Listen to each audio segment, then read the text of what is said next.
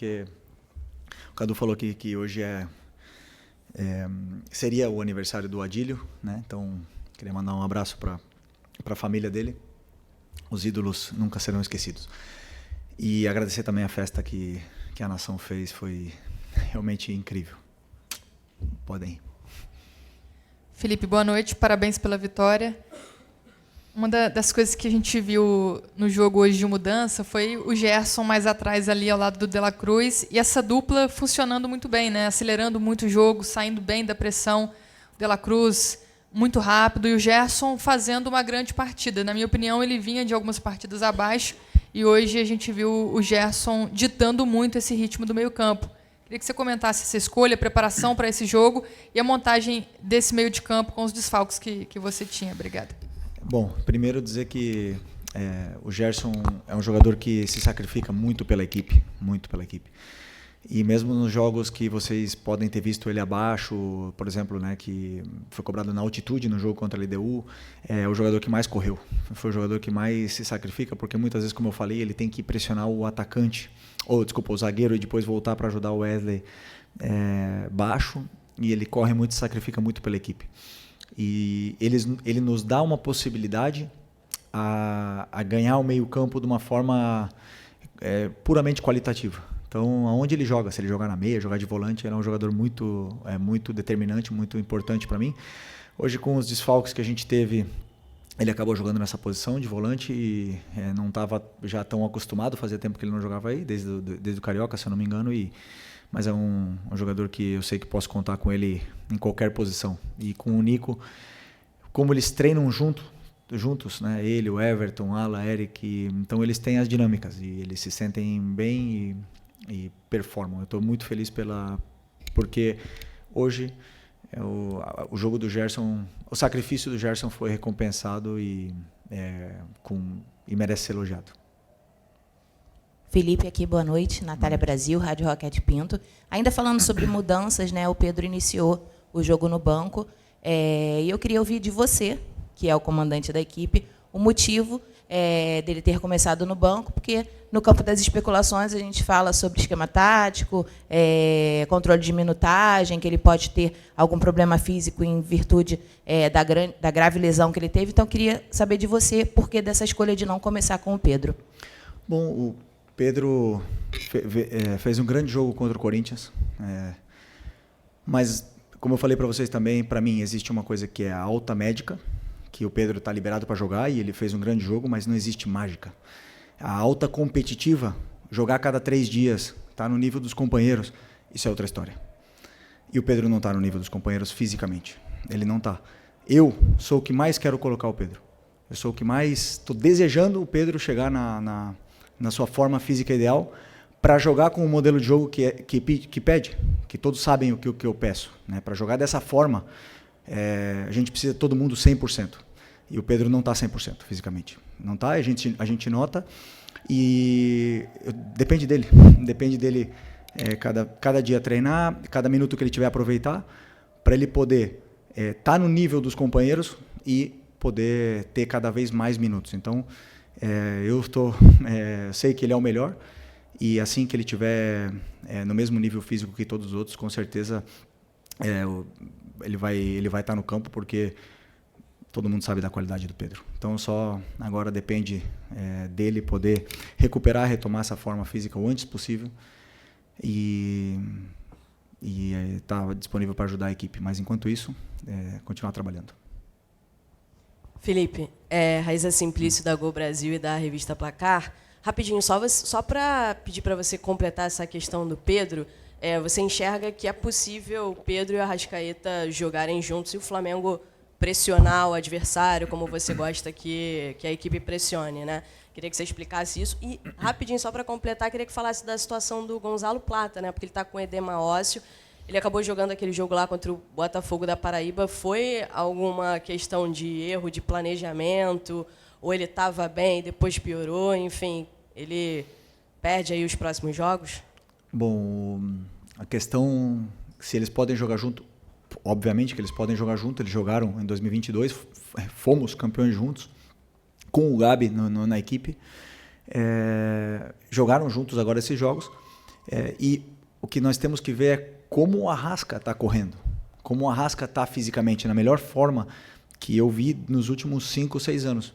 E o Pedro precisa chegar nessa forma. A hora que o Pedro chegar na forma física ideal, no seu 100%, ele vai nos dar para a equipe o que a equipe precisa. E todo mundo pode fazer. Todo mundo. Só precisamos que ele esteja do mesmo nível físico que os seus companheiros no dia a dia. E, desculpa que... O Plata. O Plata teve um edema ósseo, um gesto estranho no joelho contra o Vasco, e teve um edema ósseo e ele teve muita dor nessa primeira semana, viajou para Lideu, não conseguiu jogar, conseguiu se recuperar e a dor dele melhorou toda, então teve minutos contra o Botafogo, foi espetacular como ele jogou, mas voltou a ter dor. E o joelho é um tema muito delicado, uma coisa que pode perdurar para a vida dele, e realmente ele está com dor, ele não está conseguindo performar, ele está muito frustrado, um cara que ama treinar, um cara super alegre, feliz e divertido, e hoje a gente vê quando ele está na maca que ele está triste, né? Então precisamos que ele se recupere o antes possível, porque sabemos do importante que é esse jogador para a gente. Felipe, tudo bem? Boa noite. Gabriel Orfo, canal Paparazzo Rubro Negro, Revista Placar. Parabéns pela vitória. Obrigado. Felipe, queria te perguntar sobre o Rodrigo Caio, né? Rodrigo Caio, que agora faz parte da comissão permanente do clube. Como que vem sendo esses primeiros dias com ele? Como foi a escolha do Rodrigo Caio para compor a comissão?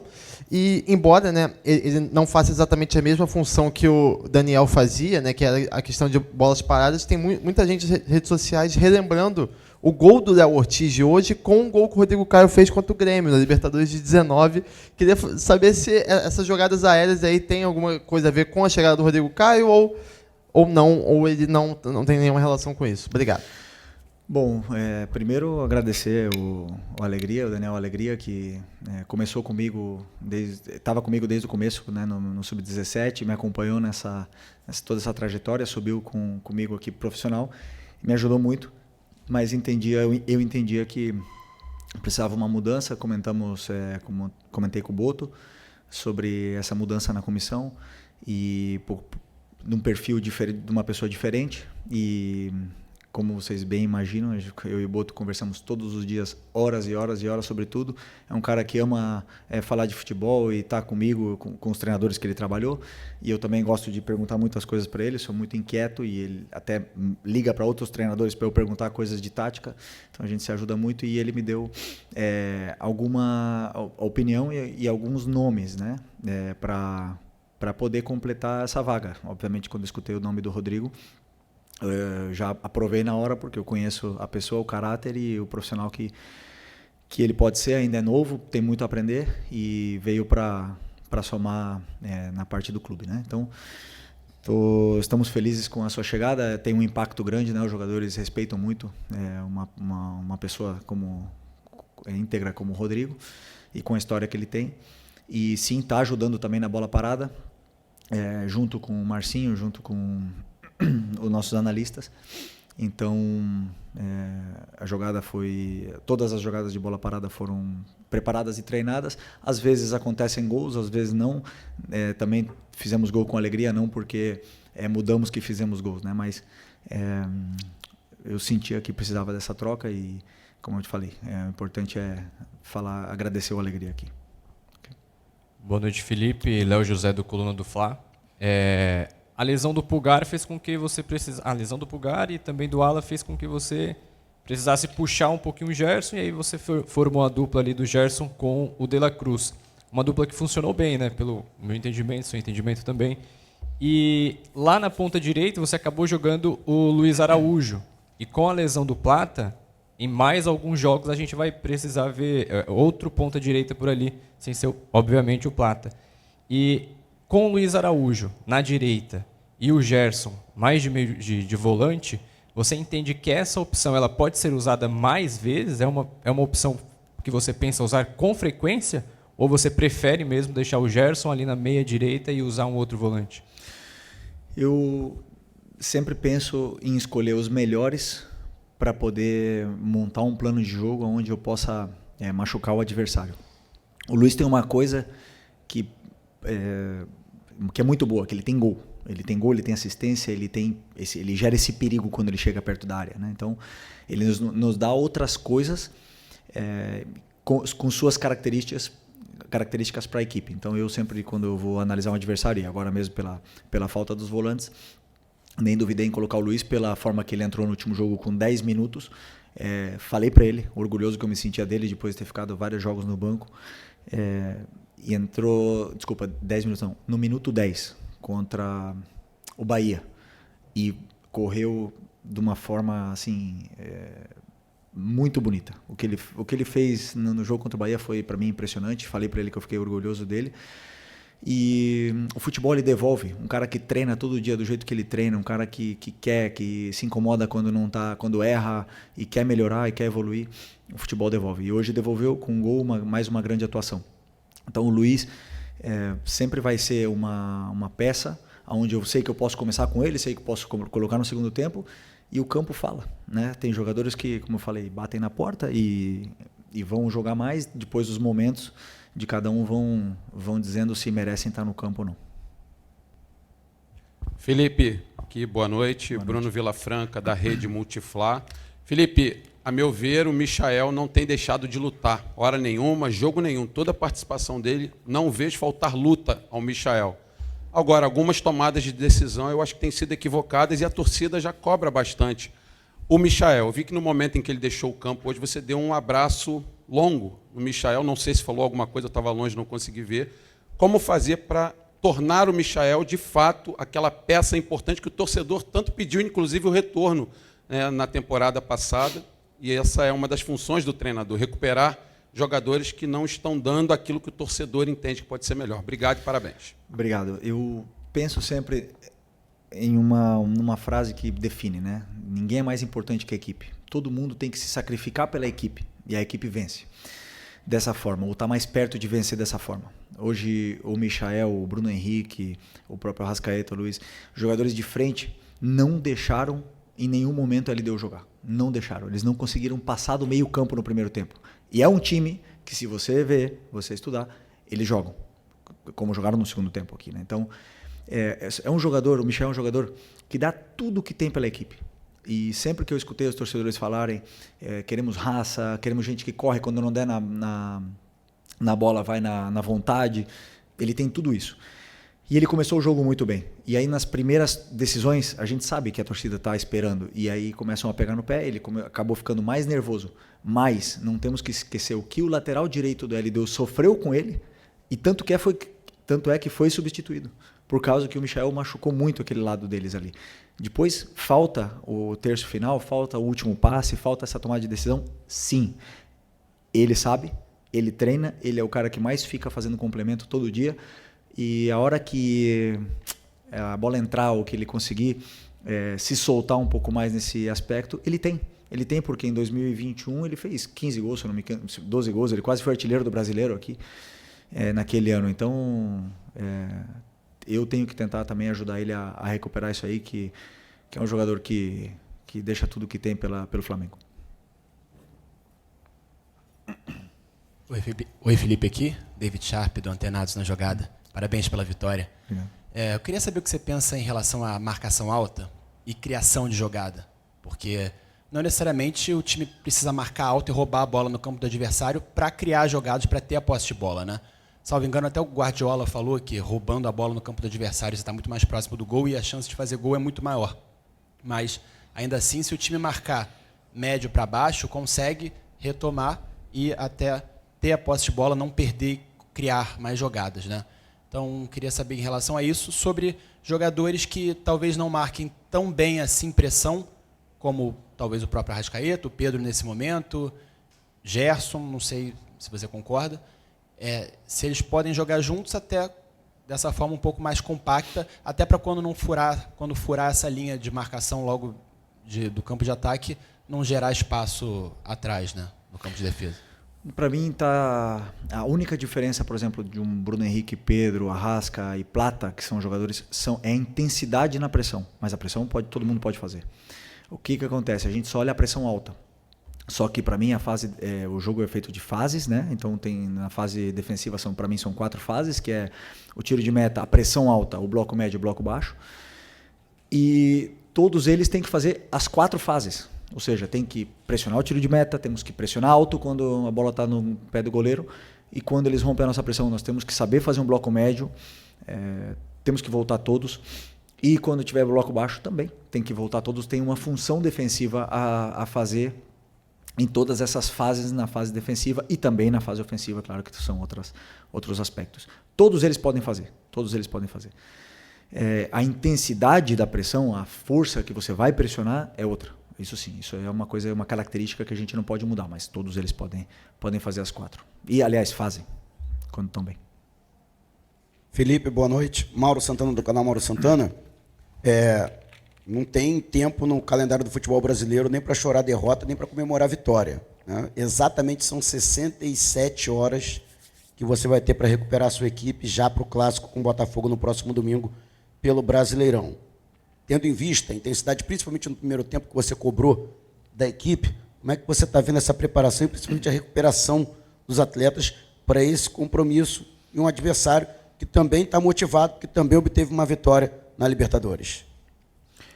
Vai ser um grande jogo, um jogo duríssimo, dificilíssimo. Eles têm um dia mais de descanso, né?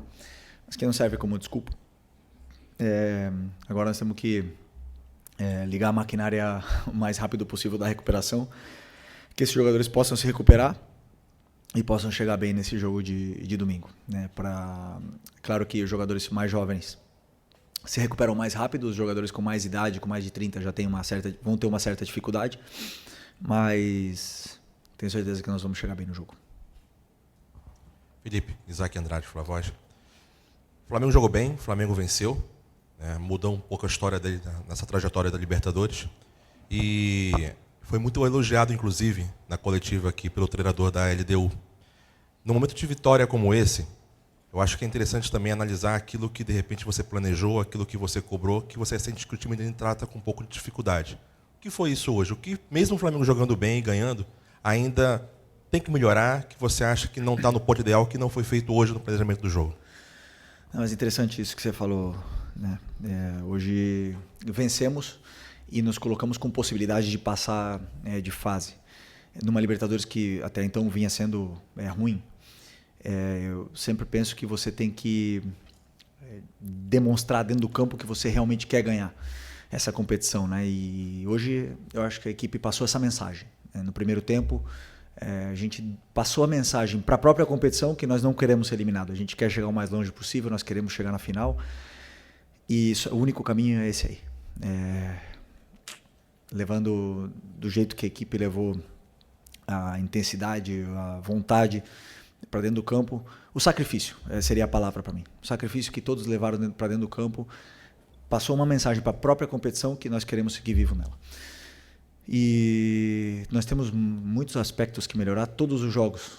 E o jogo hoje, existem alguns, e agora a gente vai analisar amanhã de manhã, analisar o que foi feito no jogo, os aspectos a melhorar. E também depois preparar o jogo do Botafogo, que é outro jogo completamente diferente. Então, todo jogo nos dá um guia para seguir. Okay. Oi, Felipe. Sérgio Lobo. Parabéns pela vitória.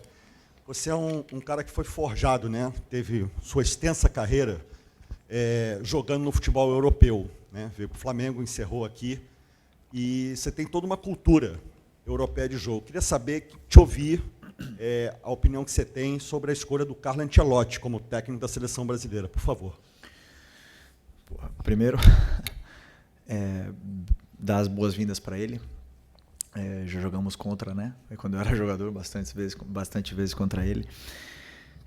Nos ganhou até uma final da Champions, então é um cara que vem com o respaldo todo para tomar as decisões que ele tenha que tomar e que queira tomar.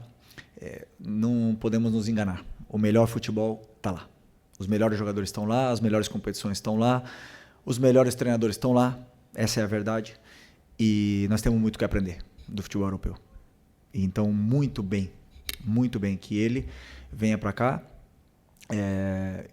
viva o futebol brasileiro, que não é fácil para ninguém, né? Então, que ele possa nos ensinar, que nós possa dar a sua experiência, que ele possa vencer e que ele possa trilhar um caminho de vitórias aí na nossa seleção que está num momento muito conturbado, né, politicamente. Então, precisamos de uma estabilidade, precisamos de alguém que tenha esse carisma e que seja bem-vindo, que seja bem recebido por todos nós que, sem dúvida, precisamos muito de ajuda para continuar evoluindo e melhorando como um futebol em todo, em geral.